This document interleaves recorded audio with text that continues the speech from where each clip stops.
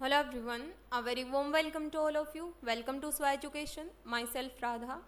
और आज हम लोग एनिमल क्लासिफिकेशन देखेंगे, जो कि हम लोगों ने प्रीवियस फ्यू लेक्चर में जूलॉजी पोर्शन का सेल क्या होता है, टिश्यूज़ के बारे में, ऑर्गन सिस्टम के बारे में, हेरिडिटी एंड वेरिएशन के बारे में ऑलरेडी डिस्कस कर लिया है। आज हम लोग एनिमल क्लासिफिकेशन देखेंगे।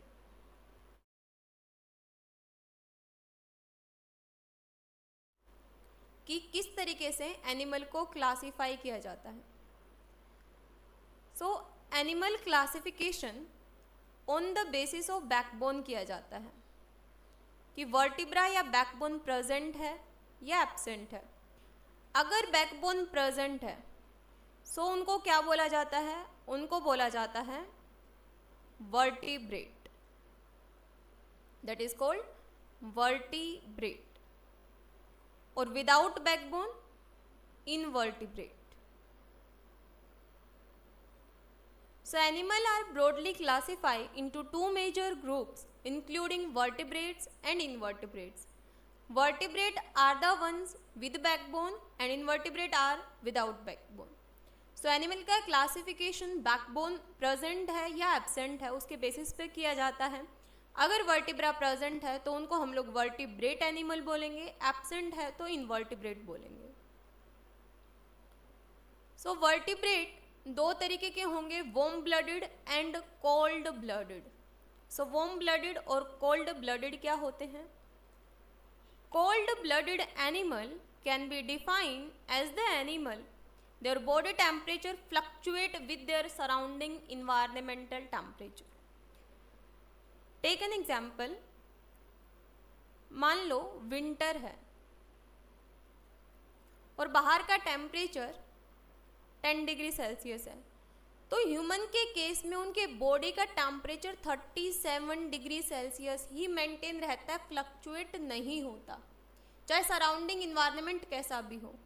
समर सीजन में 47 डिग्री सेल्सियस, 50 डिग्री सेल्सियस बाहर का टेम्परेचर है, लेकिन मैमल्स के केस में, ह्यूमन के केस में उनके बॉडी का टेम्परेचर 37 डिग्री सेल्सियस ही मेंटेन रहता है, फ्लक्चुएट नहीं होता। सो ऐसे जो एनिमल होते हैं जिनमें बॉडी टेम्परेचर फ्लक्चुएट नहीं होता, ऐसे एनिमल्स को हम लोग बोलते हैं warm blooded animal. Warm blooded animal या फिर होम्योथर्मिक, होम्योथर्मिक या एंडोथर्म, जो अपने बॉडी के टेम्परेचर को कांस्टेंट मेंटेन करके रखेंगे। लेकिन इनको अपने बॉडी के टेम्परेचर को मेंटेन करने के लिए, हमारे बॉडी को 37 डिग्री सेल्सियस टेम्परेचर मेंटेन करने के लिए, चाहे विंटर हो चाहे समर हो, वो मेंटेन करके रखती है। बट कैसे करके रखती है? एटीपी का यूज़ करती है। सो warm-blooded animal use ATP to maintain their constant body temperature. Their body temperature cannot fluctuate with their surrounding environmental temperature. उनको बोलते हैं warm-blooded animal. इसके अपोजिट होते हैं cold-blooded animal, जिनको पोकिलोथर्मिक बोला जाता है, जो कि अपने बॉडी के टेम्परेचर को बाहर के टेम्परेचर के हिसाब से फ्लक्चुएट या चेंज करते रहते हैं। वो होते हैं कोल्ड ब्लडेड एनिमल, जो कांस्टेंट टेम्परेचर मेंटेन नहीं करेंगे, बाहर के इन्वायरमेंट के हिसाब से बॉडी के टेम्परेचर को चेंज करते रहेंगे। Example of cold blooded animal are reptiles, fish. ये एग्जाम्पल आ जाते हैं कोल्ड ब्लडेड एनिमल के। जो कोल्ड ब्लडेड एनिमल होते हैं उनके केस में क्या देखने को मिलता है? सरफेस एरिया बाय वॉल्यूम, ये रेशियो लो होता है कोल्ड ब्लडेड के केस में। क्यों? क्योंकि एग्जाम्पल के लिए मैं बात करूं पोलर बियर की। सो पोलर बियर का जो सरफेस एरिया होता है वो कैसा होता है? सरफेस एरिया वो कम लेके रखता है, लेकिन वॉल्यूम क्या होती है? वॉल्यूम ज़्यादा होती है। सो surface area by volume ratio क्या होता है?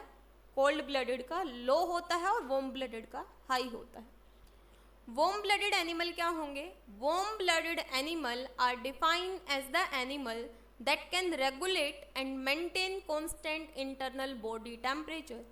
वो एनिमल जो अपने बॉडी के टेम्परेचर को कांस्टेंट मेंटेन करके रखेंगे, चाहे सराउंडिंग इन्वायरमेंट का टेम्परेचर चेंज होता रहे, बढ़े या घटे, बट उनकी बॉडी का टेम्परेचर कांस्टेंट रहेगा। ऐसे एनिमल को वार्म ब्लडेड एनिमल कहा जाता है and they can survive in any temperature range as they can adopt to it easily. और मैमल्स इसका बेस्ट एग्जाम्पल है।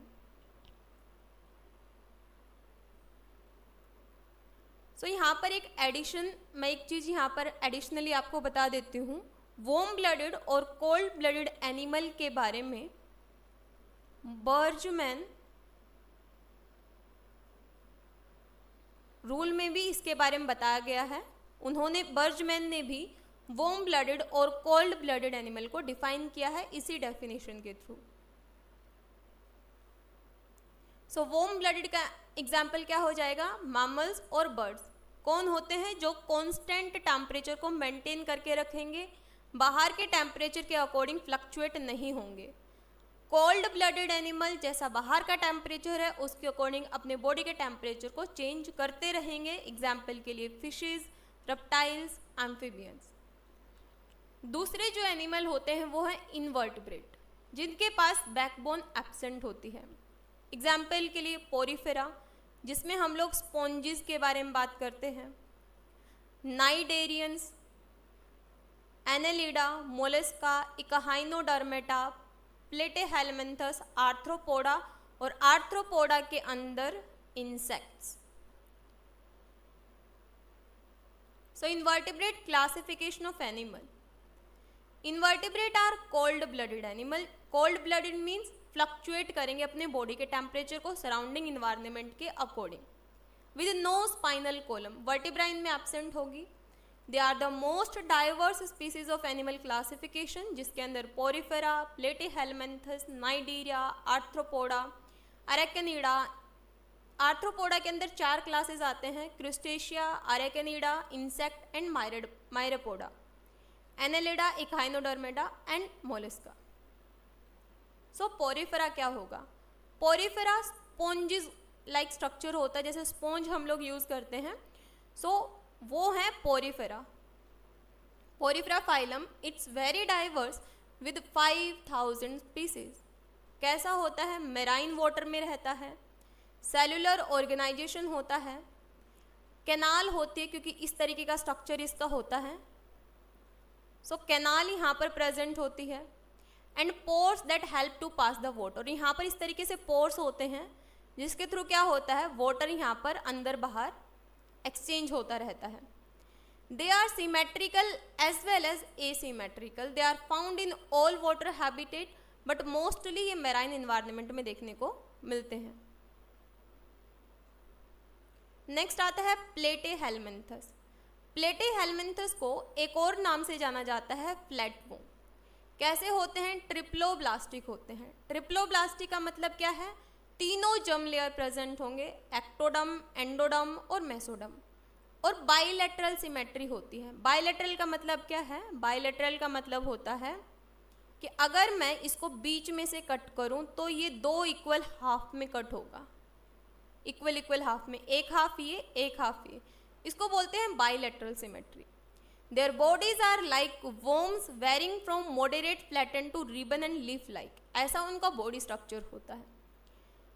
Platyhelminthes body is soft as well as because of the absence of endo और exoskeleton absent होंगे।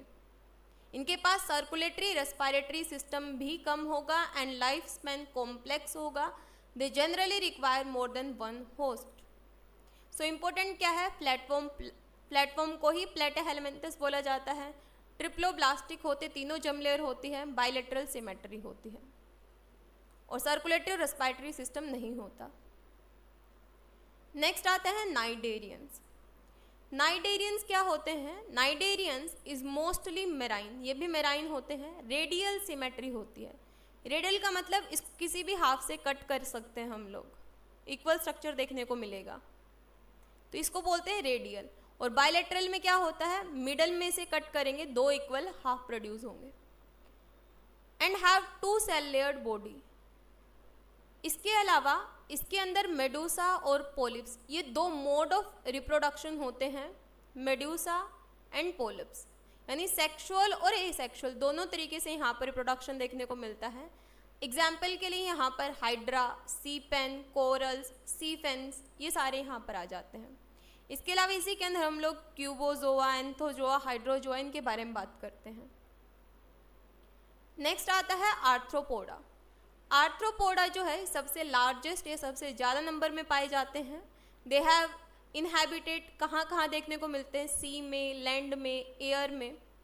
Arthropoda को further classify किया जाता है 4 section में, that is crustacea, arachnida, insect and myriapoda. Next आता है एनालिडा। एनालिडा सेगमेंटेड वोम है, यानी कि सेगमेंट यहाँ पर प्रेजेंट है तो सेगमेंटेड वोम है। हर तरीके के हैबिटेट में देखने को मिल सकते हैं, डैम सॉइल में, फ्रेश वाटर में, मैराइन वाटर में। इसके अलावा annelida can change colour and some can even produce their own light. ये खुद के लाइट भी प्रोड्यूस कर सकते हैं। साइज इनका वेरी करता है और लार्जेस्ट स्पीसीज एनालिडा की अर्थ वोम और पॉलीचेटा जो है ये लार्जेस्ट स्पीसीज है। यहाँ पर ये ध्यान रख लेना कि कौन कौन सा, जैसे एनालिडा के अंदर अर्थफॉर्म और पॉलीचेटा ये लार्जेस्ट स्पीसीज हैं। आर्थ्रोपोडा में इंसेक्ट सबसे ज़्यादा पाए जाते हैं। नाइडेरियंस के अंदर हाइड्रा, सी फेंस के बारे में बात करते हैं। नेक्स्ट आता है इकहाइनोडर्मेटा। इकहाइनोडर्मेटा मैराइन इन्वायरमेंट में देखने को मिलते हैं। इसके अलावा ये सॉल्ट वाटर में, टेम्परेट टू पोलर हैबिटेट में देखने को मिल सकते हैं। स्पाइनी स्किन होती है इनकी, यहाँ पर ये स्पाइन्स निकले हुए होते हैं। And are vulnerable at a larval stage. Echinodermata have a vascular system इनके पास प्रेजेंट होगा। कैनाल यहाँ पर प्रेजेंट होती है जो कि सर्कुलेट करती है वाटर को, न्यूट्रिशन को यहाँ पर क्या करती है, इकाइनोडर्मेटा की बॉडी में एंट्री के लिए भी हेल्प करती है। इसके अलावा example of echinodermata are sand dollar, sea cucumber, ये सारे यहाँ पर देखने को मिलते हैं। और रेडियल और बायलेटरल सिमेट्री दोनों यहाँ पर देखने को मिलेगी। एडल्ट एंड लार्वा स्टेज में डिफर। नेक्स्ट आता है mollusca. Mollusca they are mostly marine and are found in other animal as parasite. As a parasite काम करते हैं। अनसेगमेंटेड बॉडी होती है, ट्रिप्लोब्लास्टिक होती है यानी तीनों जर्म लेयर होते हैं। बाइलेटरल सिमेट्री होती है यानी बीच में से कट करने के बाद 2 इक्वल हाफ देखने को मिल सकते हैं। एग्जाम्पल आते हैं मोलस्का के gastropod, solenogastres, hygrophila, cuttlefish and बिवेल्विया।